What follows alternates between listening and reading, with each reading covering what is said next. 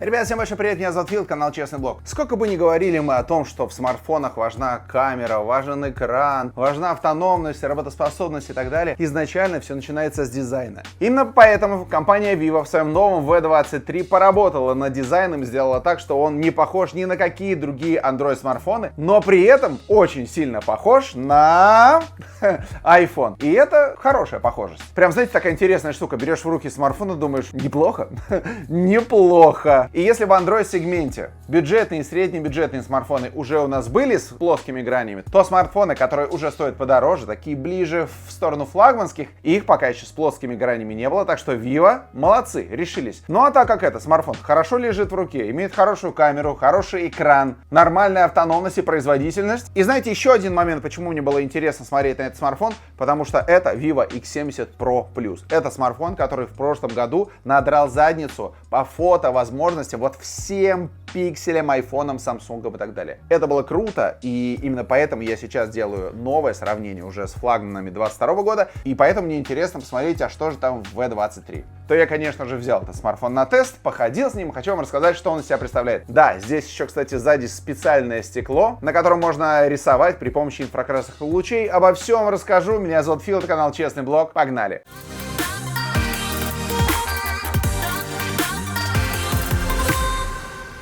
И знаете, мне кажется, была вот такая история. Значит, сделали дизайн V23. Есть, кстати, два цвета. Вот такой золотой и вот такой черный. И, честно говоря, в черном цвете мне больше нравится смартфон. Он прям максимально строгий и четкий. Хотя фотохромное стекло, оно находится именно здесь. Но я об этом все расскажу. Так вот, мне кажется, знаете, они сделали вот этот смартфон. Он очень похож на iPhone, и этого никто не скрывает. И они такие, а что бы сделать еще такого, чтобы быть еще как iPhone, но при этом лучше? И они взяли и сделали челку. Но сделали челку не такую здоровенную, как в iPhone, а сделали такую небольшую маленькую челочку, в которой воткнули аж сразу две камеры. Одна на 8 мегапикселей, и она очень широкая, вторая на 50 мегапикселей. И на Vivo, кстати, действительно очень прикольные фронтальные камеры. А потом они подумали такие, а что бы еще можно улучшить в сравнении с iPhone? И рамки вокруг экрана сделали еще более тонкими. Выглядит достаточно свежо и прикольно. Единственное, что снизу подбородок, он все-таки выделяется. Если на iPhone вокруг все рамки одинакового размера, то в Android смартфонах в основном все-таки снизу подбородок побольше. И вот Vivo как раз таки такая история. Причем такую челку, знаете, где я видел? Она была достаточно давно в Huawei P20 Pro. Да, вот там примерно такая была челка. То есть что мы в итоге имеем? Смартфон, у которого свежий для Android рынка дизайн, можно даже сказать с какой-то стороны уникальный. Это тонкое устройство, это легкое устройство, это компактное устройство. У него диагональ всего лишь 6,4 дюйма. Чтобы быть точным, 6,44 дюйма. Толщина 7,4 мм, либо 7,6 мм. Это как раз таки в зависимости от разных комплектаций. Вес всего лишь 179 грамм. Спереди у нас не корник Gorilla Glass, а стекло, которое называется Shot Sensation. Сзади фотохромное стекло, на котором можно рисовать при помощи инфракрасного излучения. Так как это AMOLED экран, поэтому у него глубокий черный, хороший контраст и хорошая яркость. Смотрите, 430 примерно нит в обычном режиме, вот в таком. В автоматическом режиме яркость поднимается до 650 нит. Соответственно, на солнце вы будете видеть все достаточно хорошо. Это не супер яркость, как у Samsung и айфонов, но одни, собственно, и стоят в 2 раза дороже. Но комфортная, пользоваться хорошо. 409 точек на дюйм, вы никаких пикселей никогда не увидите. Разрешение Full HD+. Экран поддерживает HDR10+, соответственно, контент очень яркий и сочный вы тоже сможете увидеть. Также вы, кстати, сможете увидеть и 90 Гц вместо 120. Это даже не то, что разочарование, нет, это такой момент, на который стоит обратить внимание, по крайней мере, мне, и я передаю эту информацию вам. 90 Гц все-таки это не 120. Сколько я уже не тестировал смартфонов на 90 и 120, да, я вижу небольшую разницу. Конечно же, 90 и 60 это громадная разница. И то, что на 60 Гц все так дергается и нету возможности получить плавную картинку, 90 отлично, но 120 это как бы еще лучше. Экран этого смартфона поддерживает сертификацию DRM Widewine L1. Вы не понимаете, что это такое, я вам скажу. Это когда Netflix дает возможность смотреть максимальное качество HDR-контент, то этот смартфон это поддерживает. Но в современных реалиях вопрос лишь остался в Netflix. Также важно отметить, что эти 90 Гц работают в системе, но 90 Гц в играх достаточно сложно получить, поэтому здесь на эту тему не стоит переживать, у вас в играх будет 60 Гц. Также у нас есть 3 режима, это 90 Гц, 60 Гц и умное переключение. Я настоятельно не рекомендую использовать умное переключение, просто потому что смартфон будет сам решать, где надо 90, где надо 60, и в итоге вы будете получать часть приложений, которые работают, не отображаются не очень красиво. Поэтому ставьте обязательно 90 Гц. Я, кстати, знаете, интересную штуку замерял. Выставлял в смартфонах, например, 60, 90 или 120, и смотрел, как-то отображается на энергопотреблении. И что самое интересное, я никакой разницы не заметил. Вот от слова никакой. То есть, грубо говоря, смартфон должен, по идее, отрисовывать в 2 раза больше кадров, а с другой стороны, как бы этого и нету. Вещь, которая, знаете, меня на самом деле больше всего расстраивает в этом смартфоне, особенно на бумаге, это отсутствие стерео. В Vivo вообще какая-то такая давняя история, даже прошлые флагманы, когда у всех было стерео, у Vivo было моно, по-моему, X60, по-моему, в моно, да, когда у всех было стерео. Это странная ситуация. Здесь, в V23 тоже моно. По какой причине, не знаю. Я, вы знаете, что думаю? Большинство людей в целом не очень понимают, что такое моно и стерео. Они просто думают, что из смартфона звук звучит. Вот как бы и все. Да, вот техноканалы могут рассказать вам о том, что у вас с правой стороны идет один канал, с левой стороны идет другой канал, и это все превращается в стерео. Но когда тебе об этом не расскажут, ты такой, ну, как бы звучит и звучит. И даже не придаешь значения тому, что есть какая-то разница. Я так думаю. Так что, конечно же, жаль, что здесь нет стерео, потому что у конкурентов стерео есть, но вот что имеем. Смотрите, друзья, дальше какая интересная штука. Фотохромное стекло. Оно реагирует на инфракрасные волны. То есть, если его положить на солнце, у него изменится цвет. Именно изменится. Станет таким немножко зеленым и будет держаться где-то, наверное, минут 10-15. У компании Vivo есть вот такие трафаретики. Я так подозреваю, что можно сделать еще каких-нибудь трафаретиков. А также есть специальная вот такая штука. Инфракрасный фонарик. Вы берете этот трафаретик, вот так просто прикладываете и начинаете при помощи этого инфракрасного фонарика рисовать на этом трафаретике. И у нас получаются результаты. И это, знаете, такая, с одной стороны, прикольная штука. С другой стороны, ты, грубо говоря, вот ей попользовался и, наверное, больше не будешь пользоваться. Но знаете, что мне больше всего порадовало? Вот у нас получилось, да? Просто взяли, нарисовали. Знаете, меня что больше всего порадовало? Я показал это своему сыну Платону. Он такой, нифига себе, папа, это лучшее, что я видел среди смартфонов за последнее время. Это фишка, всем фишкам фишка. Я такой, ну хорошо. Он такой, папа, ты не понимаешь, это офигенно. Я такой, ну окей, ладно. Короче, смотрите, дети оценивают, родители, наверное, воспринимают это как, ну, просто такая прикольная фигурина. А вот по зарядке я вот что вам скажу. Смотрите, 44 ватта зарядки. Это быстрая зарядка. За 30 минут порядка 70% этот смартфон получает. Также сам аккумулятор не очень большой. Телефон не очень большой и аккумулятор не очень большой. 4200 мАч. И можно было бы подумать, что смартфона не намного хватит. Но на самом деле он без проблем вытягивает целый день. У кого-то, я уверен, это будет и 1,5, и 2 дня. То есть, смотрите, вот скриншотик. Смартфон проработал 16 часов, остается 11% заряда, 6 часов 22 минуты проработал экран.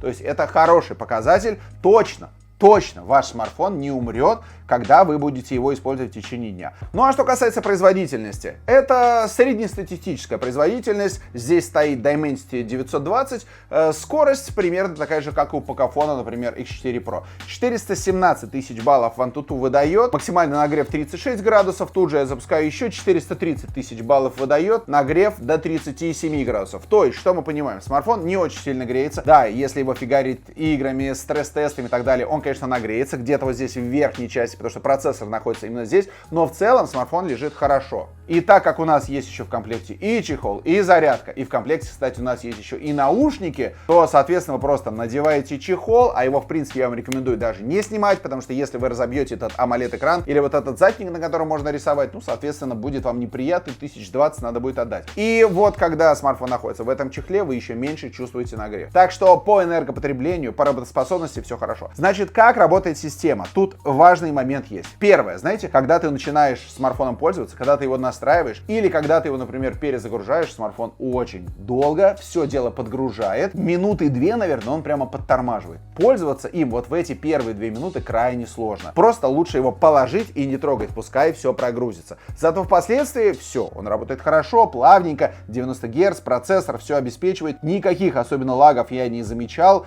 и никаких трудностей не было. То есть первые 2 2 минуты. Трудно, а потом все хорошо. Имейте это в виду. Ну, по играм, соответственно, все, по большому счету, тайтлы вы будете запускать. Где-то будете выставлять средние настройки, где-то маленькие, где-то нормальные настройки. Call of Duty у вас будет играться с нормальными настройками. Genshin Impact, понятное дело, там надо будет немножко прижаться. Ну, как бы, в общем-то, это и не сильно игровое решение, но играть, безусловно, абсолютно во все игры на этом смартфоне можно. Тем более, что аккумулятор с процессором работают хорошо, я имею в виду их взаимодействие. И игры не очень сильно высаживают батарею. Так что это плюс. Если вы любите слушать музыку, здесь поддержка высококачественных кодеков aptX HD. Соответственно, если у вас правильные наушники, звук будет лететь хорошо. Bluetooth версии 5.2. Нет поддержки 6-го Wi-Fi. 3,5 мм джека нет, хотя у нас в комплекте есть наушники, а соответственно есть и переходник. Мы все это дело подключаем к Type-C. Инфракрасного порта тоже нет. На Vivo сканер отпечатка пальцев находится в экране, работает быстро и хорошо, к нему вопросов никаких нет. Разблокировка по лицу тоже происходит при помощи камеры. Здесь тоже все работает отлично. Мне, наверное, не очень нравится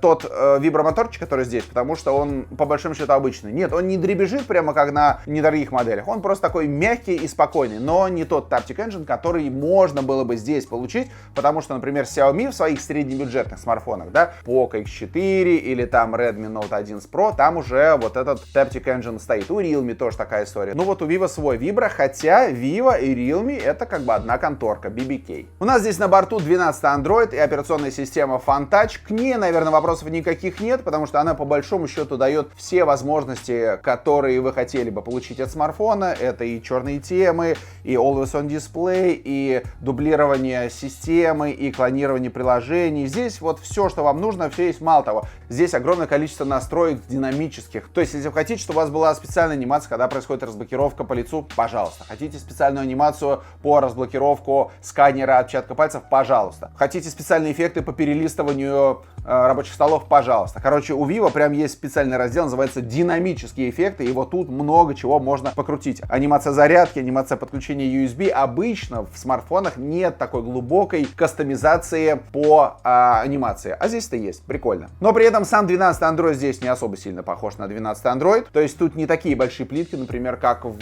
Pixel или как в Sony, или как в Asus, потому что там как раз 12 Android на себя похож. И еще я здесь не нашел вот той настройки, которую так сильно продвигает 12 Android, когда у тебя вся система по цветам подстраивается к твоему wallpaper. Не знаю, есть ли здесь это где-нибудь, потому что я не нашел. Если вы знаете, где это находится, напишите, пожалуйста, в комментариях. У меня вот версия на 8128, а есть версия на 12256. Я могу, знаете, сказать, что 8, что 12 вообще отлично. И там все хорошо. Мало того, надо помнить, что чем больше памяти, тем на самом деле больше расходуется аккумулятора на нее, потому что смартфон держит в памяти приложения, они там работают, поэтому тратит электроэнергию. Кстати, тут тоже есть фишка увеличения ОЗУ, то есть здесь 8 гигабайт плюс еще 4 сверху. Они берутся из внутреннего хранилища. Эта фишка есть во всех операционных системах сейчас, как и дорогих, так и не очень. По камерам у нас следующая ситуация. Ну, во-первых, камера не сильно выпирает из корпуса, и это хорошо, но чехол все равно ее будет спасать, чтобы она не обдиралась ни обо что. Основная камера у нас на 64 мегапикселя, аналог 26 мм, апертура 1.9. Оптической стабилизации нет, есть ультраширик на 8 мегапикселей и есть макро на 2 мегапикселя. Также у нас спереди две фронтальные камеры, одна на 50 мегапикселей и на 8 мегапикселей очень широкая камера. Что я могу сказать? 4К 30 кадров в секунду снимает, причем на фронталку тоже можно снимать 4К. Большой привет Xiaomi и OnePlus, которые по-прежнему, даже флагманы, не умеют снимать 4К на фронтальную камеру. Почему? Не знаю.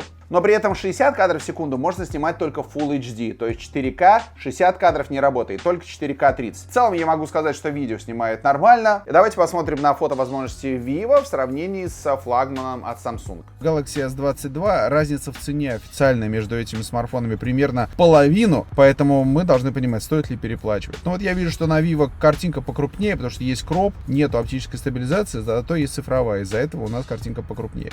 Чуть поконтрастнее картинка на Samsung, ну и да, деталей побольше. Не сказать, что прямо глобально, но безусловно разница есть. С засветами оба справляются примерно одинаково, вы видите, как работает стабилизация. На Samsung все-таки оптическая плюс цифровая, эта комбинация дает хорошие результаты.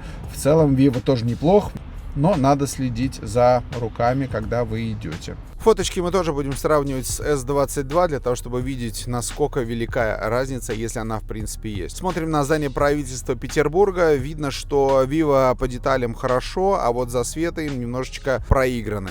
Невский проспект, Санкт-Петербург. Выглядит все примерно одинаково. Если делать увеличение, видно, что Samsung немножко детализирование, но не сказать, что есть как бы какая-то именно глобальная разница. Еще одно здание.